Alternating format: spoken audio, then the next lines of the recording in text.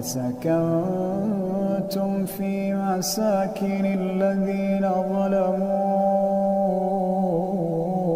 أنفسهم وتبين لكم كيف فعلنا بهم وضربنا لكم الأمثال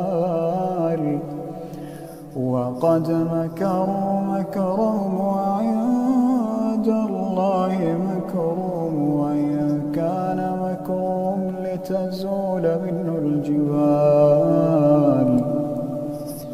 فلا تحسبن الله مخلف وعده رسله